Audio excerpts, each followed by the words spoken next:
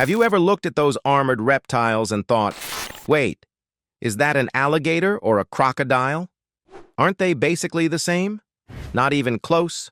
These ancient predators are more different than you might think, and one of them can even survive being frozen solid. Want to know which one? Let's dive in. In this video, you'll finally learn how to distinguish between alligators and crocodiles, focusing on their snouts, teeth, behavior, and even their habitats. And if you stick around until the end, I'll reveal an astonishing survival trick that one of them uses to endure freezing winters. It's fascinating. Physical differences. Let's start with the snout. Alligators have broad, U-shaped snouts that are wide and shovel-like, designed to crush hard-shelled prey like turtles.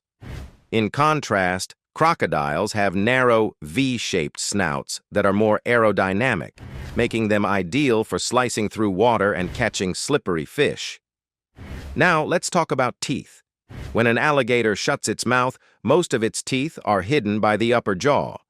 On the other hand, crocodiles have upper and lower jaws that are the same width, causing their teeth to interlock and stick out, especially that prominent fourth tooth on the bottom. It gives them a constant, somewhat creepy grin. Color is another distinguishing factor. Alligators are darker, typically appearing charcoal or blackish gray, while crocodiles tend to be lighter, often olive green or brown, which helps them blend into their different habitats. Size and shape. When it comes to size and shape, both animals are massive, but crocodiles are truly enormous. American alligators can grow up to 13 to 14 feet long, which is impressive. However, saltwater crocodiles can exceed 20 feet in length and weigh more than a car. The largest recorded crocodile measured an astonishing 23 feet long and weighed nearly 2,600 pounds. Their body structures also differ. Alligators are stocky and muscular with shorter legs, while crocodiles are leaner, longer, and more agile. Their tails resemble coiled springs, enabling them to launch ambush attacks from the water effectively. Habitat and range. Alligators are typically found in freshwater environments such as rivers, swamps, and marshes, primarily in the southeastern United States, especially in Florida and Louisiana. There is also a rare species known as the Chinese alligator, which is nearly extinct.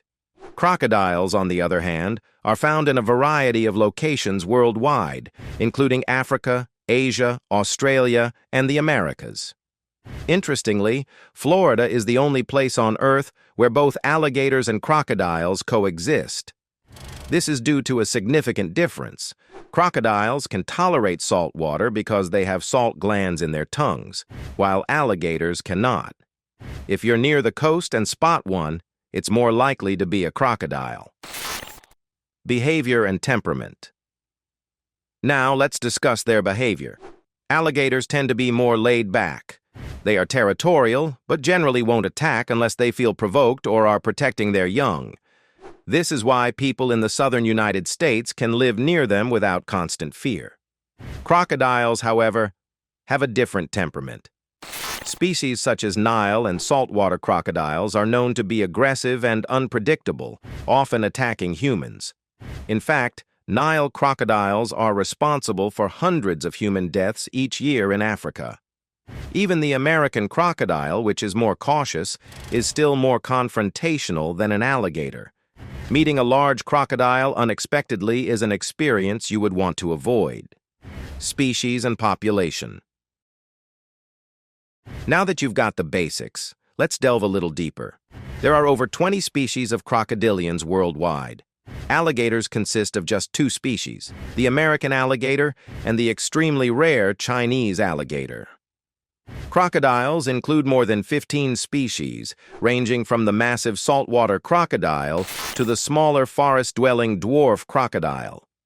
In terms of population, the American alligator has made a remarkable recovery, Once endangered in the 1960s, conservation efforts have increased their numbers to over 5 million across the southeastern United States.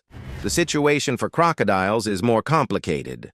While some species, like the saltwater crocodile, are thriving, others, such as the Philippine and Orinoco crocodiles, are critically endangered, with fewer than 250 individuals left in the wild.